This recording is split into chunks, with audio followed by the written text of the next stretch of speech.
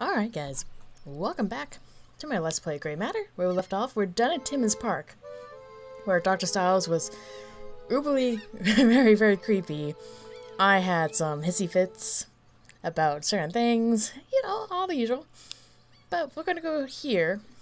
We're gonna get this done, and then I'm guessing at the end we go here to trigger the whole...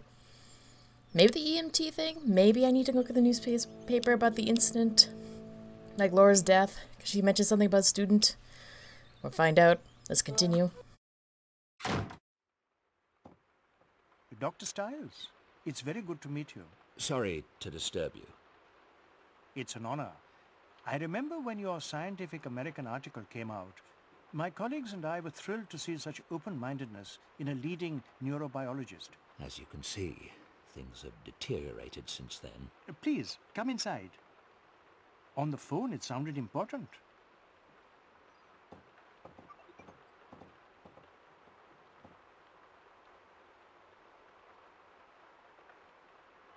One thing you learn as a neurobiologist is that reality is subjective, like the story of the blind man and the elephant. One of my patients had a brain tumor and became convinced his wife was an alien in disguise. Everyone else saw an everyday housewife. He saw something horrible. What clues do we pick up from our environment every day that tell us how to perceive the world? One man sees a pile of logs, another a sleeping giant. Perception is a slippery thing. My wife, Laura, died in 2002, but the reality I chose was to keep her alive.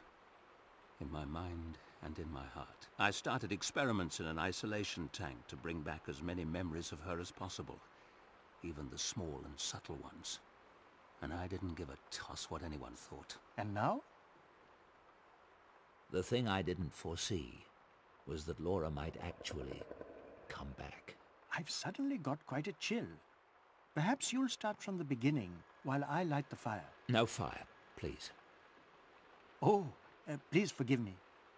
I'll call for some tea. I'm quite anxious to hear what you have to say, Dr. Styles. If you'd start at the beginning, please. It sounds fascinating.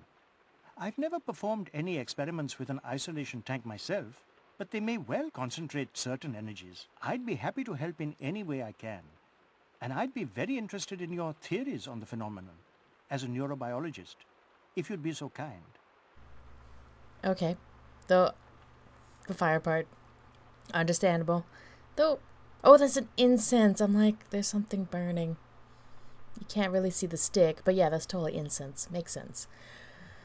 Okay, well, I guess we'll start from the beginning. In cases that you're familiar with of hauntings, is it typical for the deceased to obsess over their deaths? I'd say so, particularly if it was violent.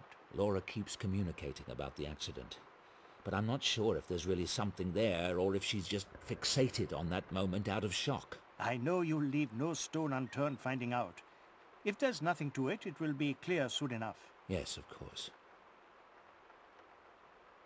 Have you heard of any similar hauntings, for lack of a better word? Some of the elements, such as the way Laura communicated with you in the tank and the RNG message. These sound like classic communiques from the spirit world. But other things you've described, the moved nightgown, the form under the sheets, and most particularly the events at the university, those sound like PK activity, telekinesis, objects being moved with the power of the mind.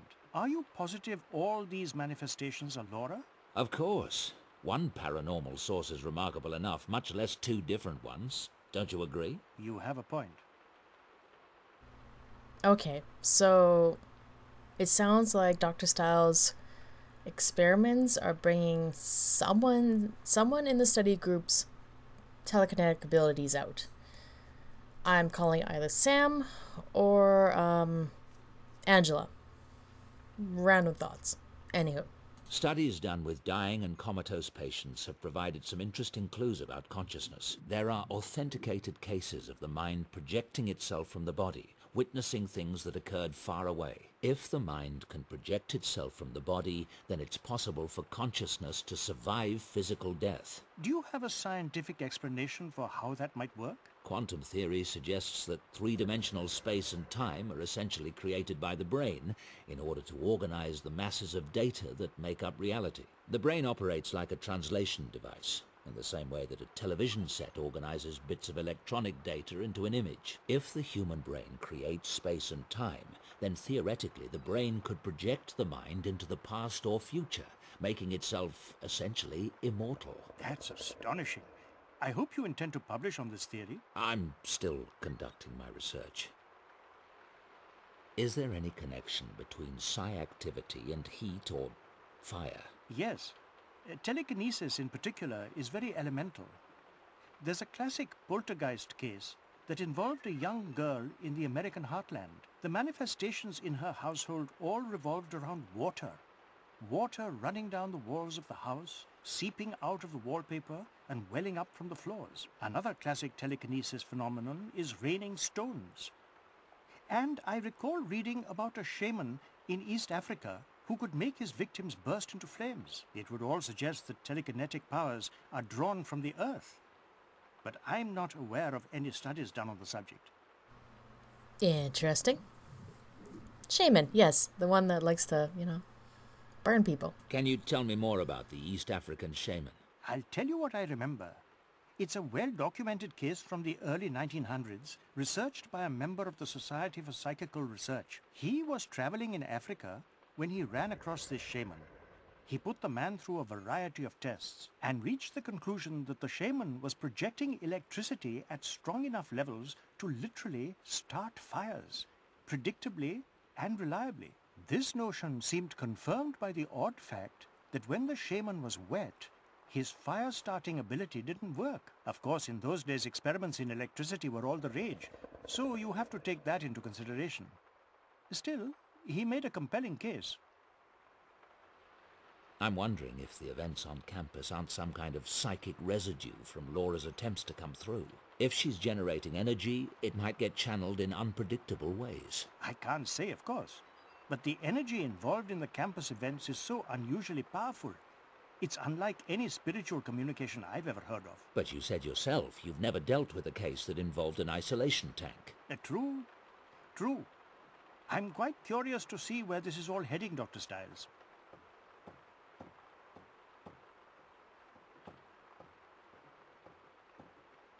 Thank you for your expertise, Doctor.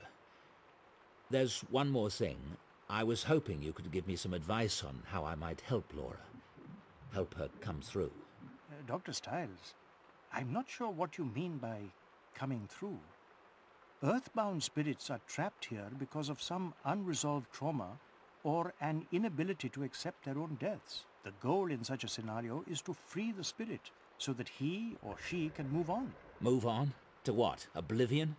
I mean, what if Laura could be brought back? But what body would she inhabit?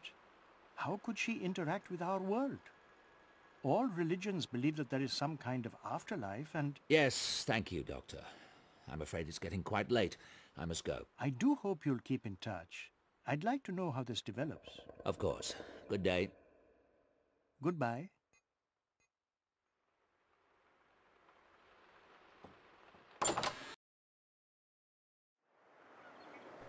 Okay, so she's staying in the, here because, something happened on that day. A positive student caused their accident and death and all that stuff. That's the only thing I can think of. So we gotta find out who that student is. All that jazz. So, let's head to... Can we make a phone call now? I don't think we can. I don't need... No. Let's head to the kitchen, talk to her. Hello. Everything all right?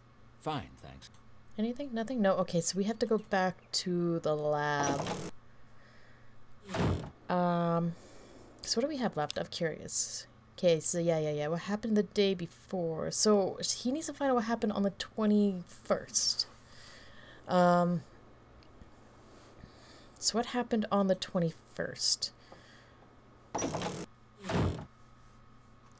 So let's go into his personal lab. And I guess we have to check his computer?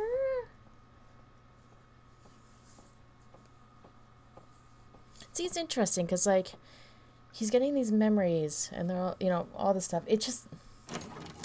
I'm wondering if those memories are actually correct. Like, of course, you know, that possibility of, like, if these memories he has are not true and he's missing something huge or he forgot something big. Who knows?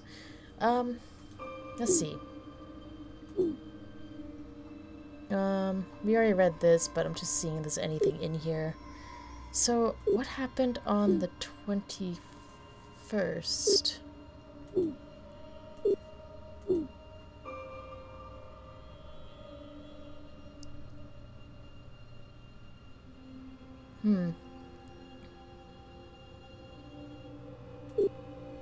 Nothing here. Maybe this has some more clues? Hints? Possibly? I'm not sure what... Okay, nothing here. I don't think I can tinker with that. I can't go... No. I need to find out what happened on the 21st.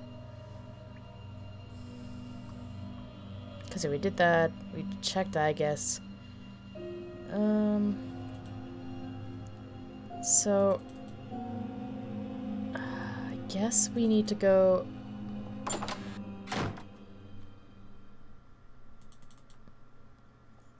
Where would I find articles and crap? Like, I know library, obviously. Like, there was that whole article shenanigans, but he does not have access to a library.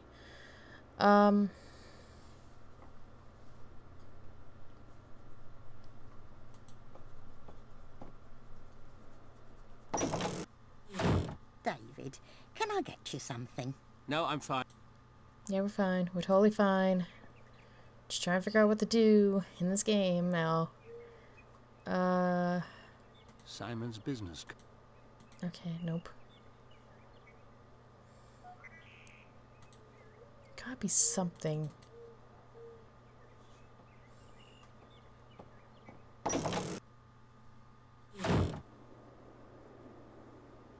I wonder...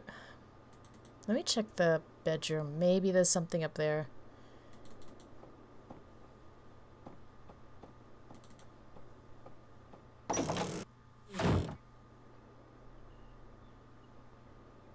I don't think there is, really. I could check the closet.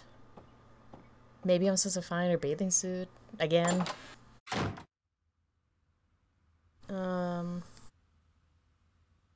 Her dress bag, that was her wedding dress if I remember correct. There's nothing here.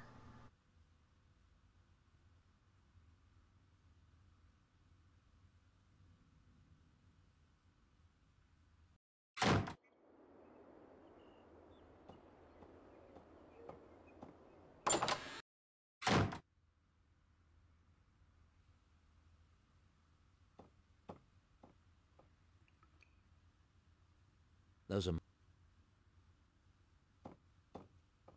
I already have... Because, yeah, I need to find out what happened on the 21st of October.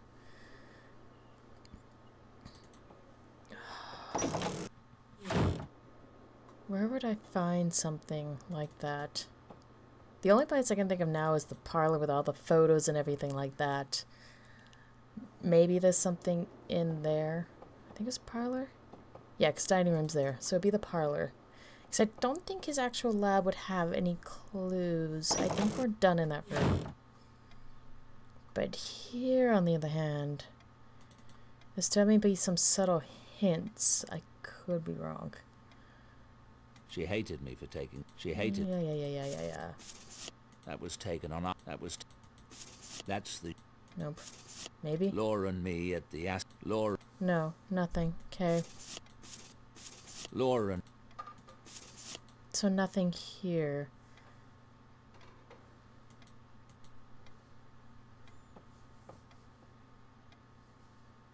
Maybe I can go into his office? No? That's my old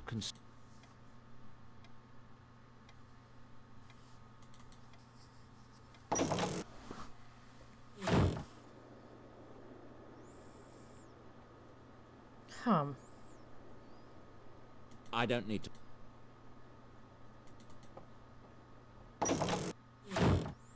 Let's just go into the lab here. Because I'm missing something. Oh.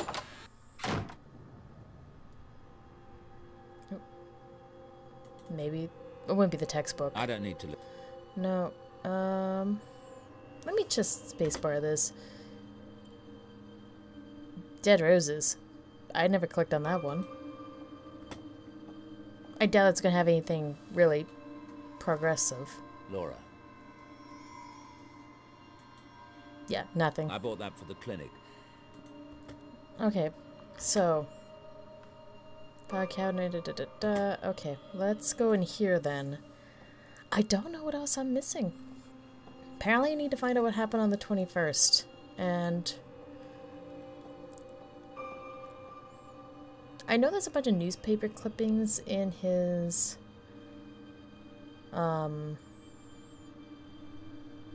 office. Maybe that's what I'm supposed to be looking at?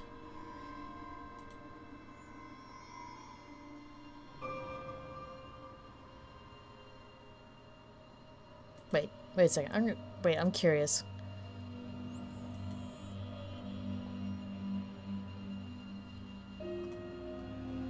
Okay, that's October. Maybe she's telling us the future. It's just a hunch. What is... Okay, wait. Where's... Oh, yeah, the... Oh, that thingamajig. The notes of what we're supposed to do experiment-wise. It's in the computer.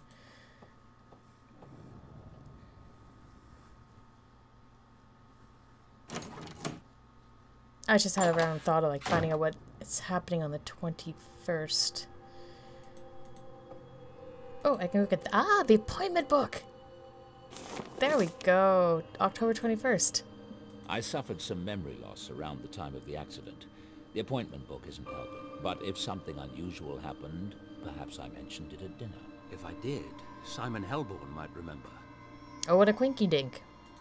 Now we get to call him. There we go. Okay. So he was having memory problems.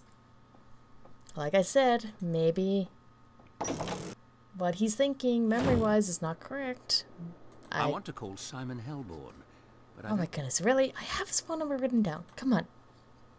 And plus, we've looked at the card like 3 times, maybe 4. No, we're fine. We looked at this card like how many times? Simon's business card. Simon's business card with his phone number. Yes, that's his phone number. And I can't take it. But that's his phone number. I have it written down. Can we make this phone call?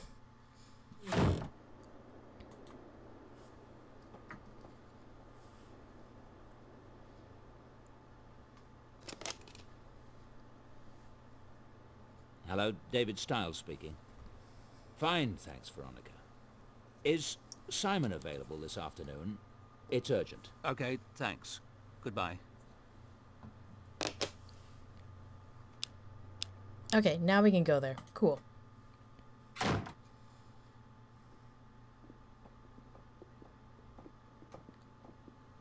David, I couldn't believe it when my secretary said you were here. How are you? Simon, I need your help. I've offered it 1,000,000 times. Anything. We had dinner the night before the accident. Amanda, Laura, you and I. Do you remember? Of course I remember. That was the last time we saw Laura. Well, I don't. I can't remember anything from that day. It's not unusual for trauma to cause memory loss. Yes, I know. Do you remember what I talked about at dinner? Did I mention any of my students? Not that I recall. Why? What's this about, David? Damn. What about Amanda? She might remember something. If it's really important, I could try hypnosis. I've had pretty good success helping patients recover memories. I didn't think about that. Can we do it now? If you like. Lie down on the couch. Oh, this should be really interesting. I wonder if they had a fight. They may have had a big fight. All right, David. I'm going to have you relax. Fully and completely relax. Let go. You're waking up now.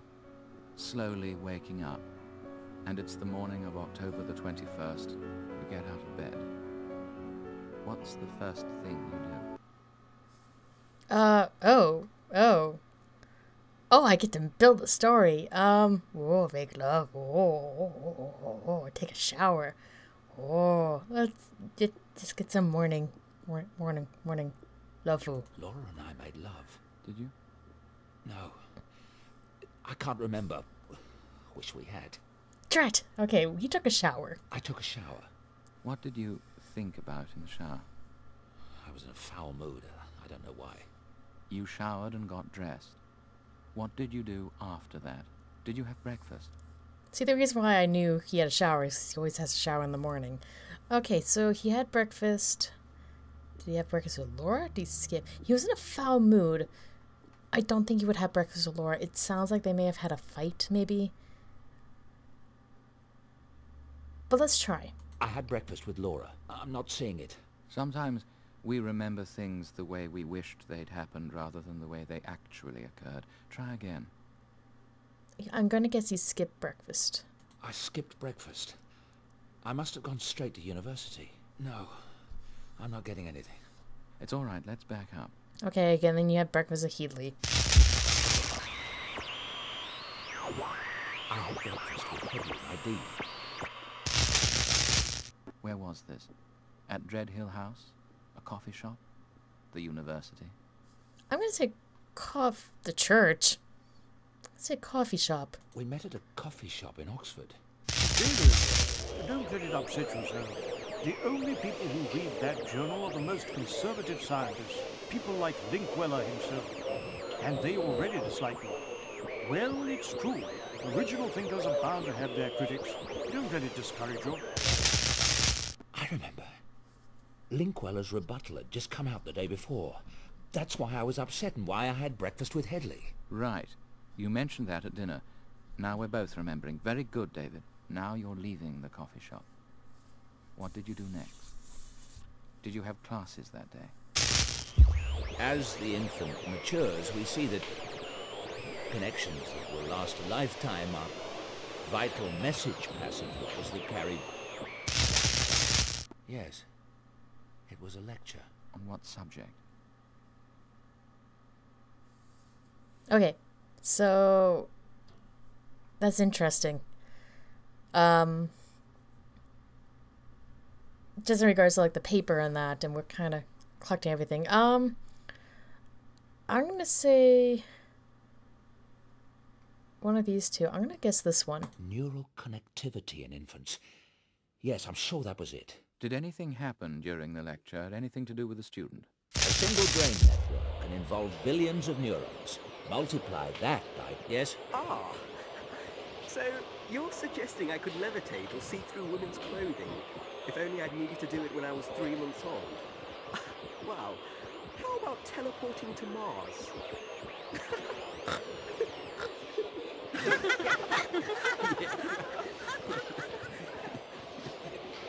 I don't know about those particular skills, Andrews, but one skill you apparently needed at 3 months then was the ability to pointlessly interrupt. As I was saying, despite the extraordinary number of neural connections that we do form, there are still... There was something... One of Linkweller's cronies. I was annoyed, humiliated by the time I left class. It's all right.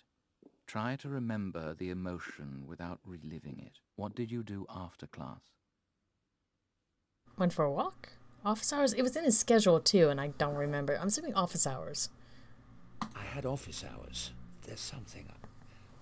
I'm feeling very anxious. Take a deep breath. This is just a memory. It's not real. Try to watch it impersonally. There's someone at the door. You don't have to continue. No, I do. I said... Enter.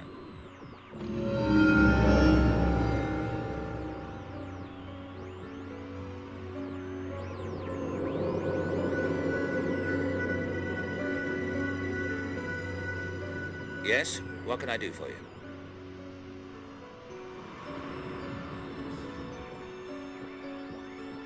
Who is it?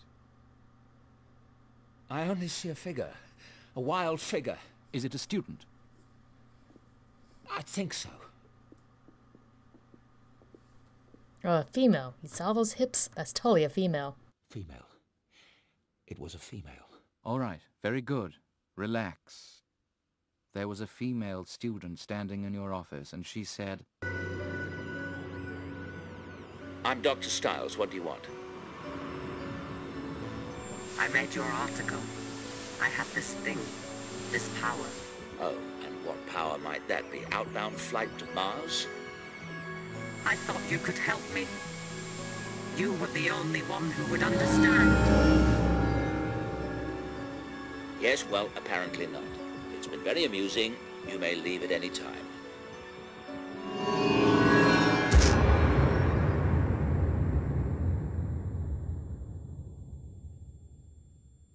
David, are you all right? Oh my God. I thought it was a prank. Laura. She remembered. Laura, what are you talking about? What has this student got to do with anything? I can't explain. Thanks for the help. But David...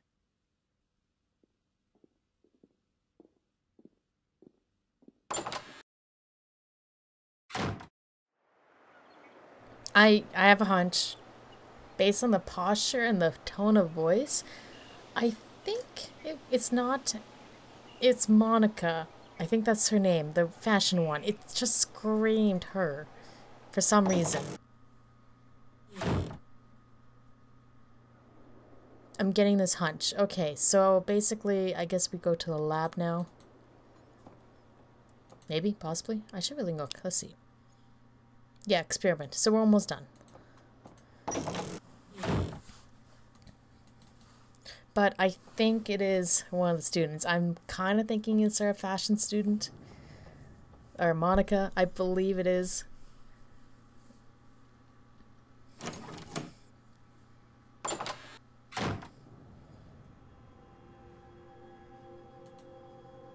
I can't go in. Okay, so now what?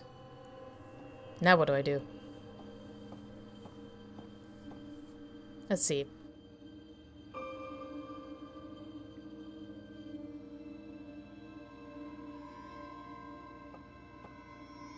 Oh, shit. Sorry. Imposter. Imposter. And I don't know that, but... I'm not sure. She's telling him that there's an imposter. The dialogue generator is set correctly. Don't know who, but... Yeah, okay.